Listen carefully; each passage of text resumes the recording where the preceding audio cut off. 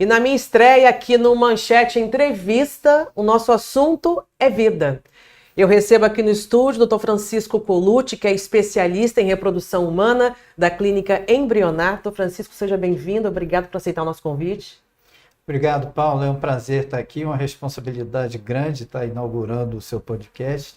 Um abraço também, uma saudação para os seguidores da Manchete. E falar sobre fertilidade é sempre muito bom. É aquilo que a gente gosta. Falar sobre vida é sempre muito bom, sobre né? vida, falar sobre experiências, sobre compartilhamento de sentimentos, que a fertilidade hoje está envolvida com isso. É muito bom. Eu já quero começar aqui a nossa entrevista perguntando, a gente vê muitas clínicas vendendo, digamos, uma ilusão. A gente que lê um pouco mais, conhece um pouco mais do assunto, já conversamos por diversas vezes sobre esse tema.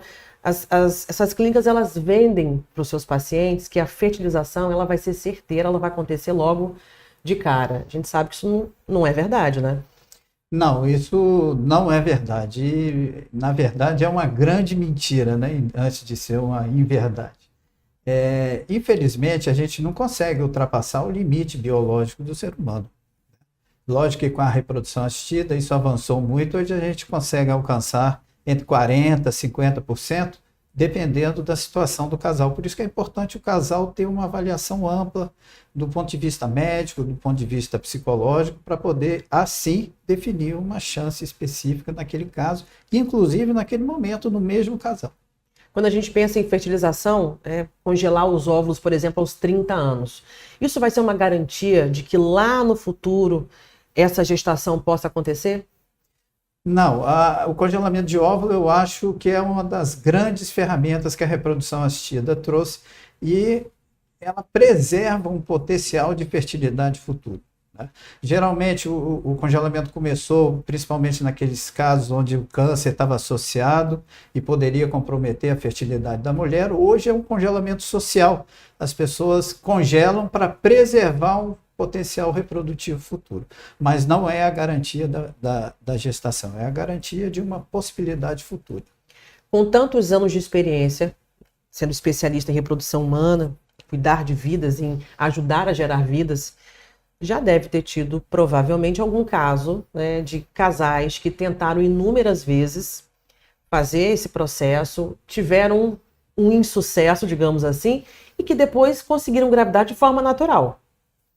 Isso acontece e não é infrequente. Ou seja, antes do início do tratamento ou às vezes depois do tratamento. O próprio momento do tratamento de reprodução, ele traz um aconchego para o paciente que está passando por um momento de desilusão, de frustração por não conseguir. Essa calmaria, vamos dizer, que pode acontecer, pode proporcionar um ambiente mais adequado e ela conseguir engravidar.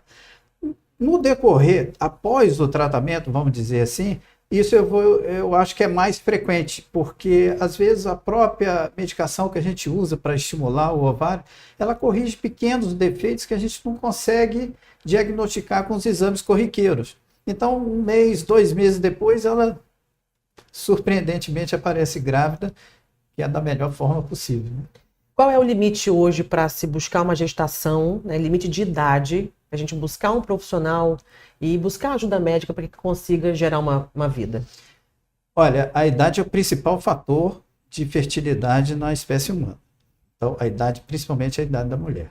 Então, mulheres antes dos 35 anos, se ela já tenta já há 1 ano e não consegue, o ideal é que já procure um serviço médico para poder fazer, não que ela tenha uma sentença de infertilidade, mas para poder avaliar se não tem alguma coisa que está comprometendo. Já as que têm mais de 35 anos, com 6 meses dessa tentativa, já é o momento de procurar. Mas eu acho que o importante é o seguinte: se um casal já tem o projeto de fertilidade dentro de um programa de vida, procure logo o médico antes de esperar 1 ano ou 6 meses, porque 1 ano com problema não é 1 ano de tentativa, é 1 ano de perda de tempo.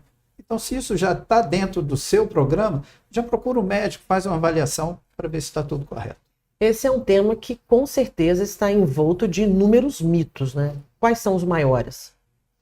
Eu acho que o grande mito, assim, principalmente no nosso meio aqui no Brasil, um país latino, e é que a fertilidade está principalmente relacionada à mulher. É frequente a gente encontrar no consultório a paciente numa consulta de fertilidade que só vai ela, né? E às vezes é difícil que o homem compareça à consulta. Então é importante os casais terem ciência que o homem participa e participa de uma forma importante. Então a presença do homem é fundamental. É mais fácil ter um problema no homem do que na mulher. E em compensação é mais fácil corrigir. E a fertilização, ela está envolvida também diretamente com os hábitos do dia a dia, tanto do homem quanto da mulher, né? Quais são aqueles hábitos que realmente atrapalham esse processo? Bom, qualquer hábito que seja danoso ao contexto de saúde global, ele impacta na fertilidade.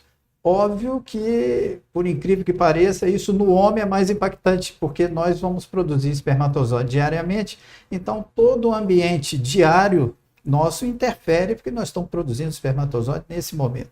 Já a mulher não, como ela já vem com a reserva já rotulada, vamos dizer assim, é lógico que impacta, principalmente no momento que ela engravida, mas hábitos sociais danosos, a prática de exercício físico é muito favorável, uma alimentação saudável, anti-inflamatória é fundamental. Agora, com mais de 1.000 bebês, né, nascidos aí, através de todo o seu conhecimento, da sua equipe, quais são, ou melhor, qual é o caso mais marcante, assim, que você não esquece até hoje?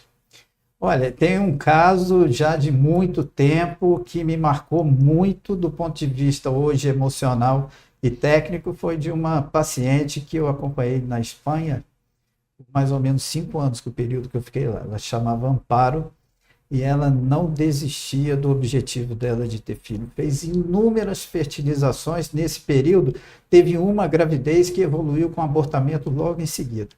Mas aquilo me marcou muito porque ela não desistia do sonho, não esmorecia e mais, sabia muito reprodução. Eu aprendi muito com ela.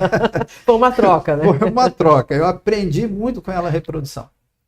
Agora, no Brasil, como é que funciona essa questão dos casais do mesmo sexo que querem, né, ter um bebê? Como é que... A gente sabe que existe muito preconceito, né? Mas o que eu quero que o senhor fale agora a respeito não é nem questão do preconceito, é de como funciona essa questão. Óbvio que todos têm o direito reprodutivo, isso é um direito garantido constitucional. No caso do casal feminino, sempre vai precisar, obviamente, de uma amostra seminal, e essa amostra tem que ter um rigor biológico acompanhado pelos órgãos sanitários, pela Agência Nacional, então tem que buscar gametas, né, um banco de sêmen. Já o casal homoafetivo do sexo masculino, esse além da barriga de aluguel, vamos dizer assim, né, o útero de substituição, ele ainda vai precisar de uma doadora de óvulo.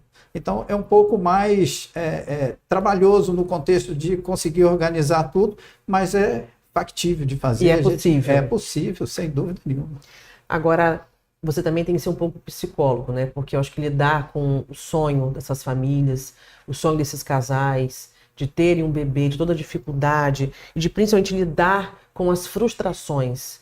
Você entra muito forte nesse contexto, provavelmente. Olha, hoje a fertilidade não é só biológica, né? A gente tem esse aspecto todo, tanto psicológico como cultural também envolvido nisso. A gente não consegue trabalhar sozinho. Eu posso dizer para você que aqui em Campos foi um dos primeiros serviços no Brasil a ter psicologia de forma, vamos dizer, obrigatória. A gente fazia de tudo para que o paciente passasse no psicólogo, porque isso influencia muito. As pacientes que já chegam para a fertilização, ela já chega com uma caminhada, e ela chega com uma bagagem cultural, uma cobrança, a gente não sabe, de família, às vezes propriamente no relacionamento. Do próprio parceiro, do né? próprio parceiro. Então isso a gente... Com certeza o médico não consegue tirar isso no consultório. A gente está ali, tem que ser bem objetivo, ver qual é o problema. Muito técnico, muito né? técnico, mas tem que ter uma equipe por trás para poder fazer esse filtro para a gente. Isso impacta muito. E hoje a reprodução envolve muito essa questão psicológica. A gente sabe que a evolução na medicina é constante no mundo inteiro. Na reprodução humana não é diferente. Quais são as maiores tecnologias hoje?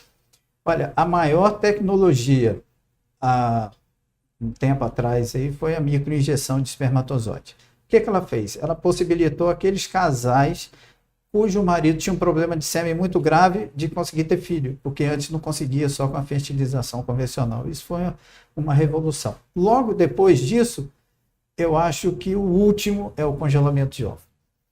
Porque vocês, mulheres, vocês comandam o mundo, né? Vocês resolveram quando que vocês vão ter relação sexual e com quem?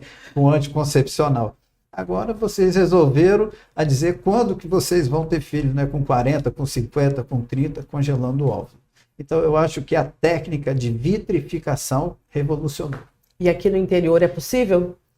Olha, isso é uma boa pergunta, porque a gente está aqui no ambiente do interior, longe da capital, mas eu quero dizer uma coisa para vocês. Para engravidar só tem um jeito, o jeito que Deus criou.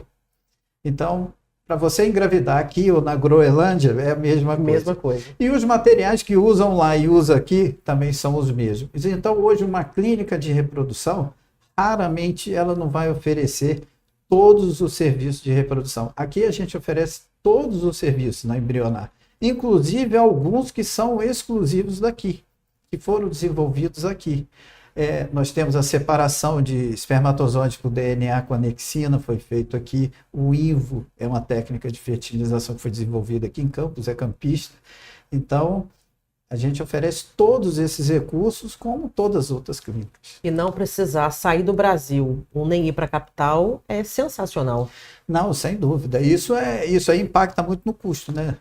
Porque já não é um tratamento assim tão acessível. Sim. E ainda, se você tiver um custo de deslocamento, de estadia, mais o dano emocional, isso vai pesando não só material, mas como emocionalmente no tratamento. Com certeza. Agora, para finalizar esse nosso bate-papo, eu queria saber se, na sua opinião, você acha que mais no futuro vai ser possível os pais escolherem as características do bebê. Olha, do ponto de vista conceitual, pode ser que sim, mas eu acho que na prática isso não vai acontecer, não. Ainda está muito, eu não digo escolher características, mas tratar doenças, eu acho que o caminho vai ser por aí. Eu vou te dizer que um tempo atrás o meu chefe na Espanha foi fazer uma entrevista na TV espanhola, TVE, e o entrevistador perguntou para ele, falou assim, doutor, o senhor quer que a entrevista seja feita onde? Ele falou assim, olha, então vamos fazer uma entrevista num consultório do futuro, num laboratório de reprodução, porque é ali que vai curar as doenças. Então eu acho que o caminho é esse aí. Sr. Francisco, muito obrigado pela sua presença, pelos esclarecimentos, um tema tão importante, né? Falar de vida é sempre muito bom. Mande um abraço lá para a equipe da Clínica Embrionar. Muito obrigado, eu que te agradeço pela oportunidade. Até a próxima. Até a próxima. Conversei com o Dr. Francisco Colucci, especialista em reprodução humana da Clínica Embrionar. Você pode conferir essa entrevista na íntegra nas nossas plataformas digitais ou pelo link nos nossos stories. Até a próxima.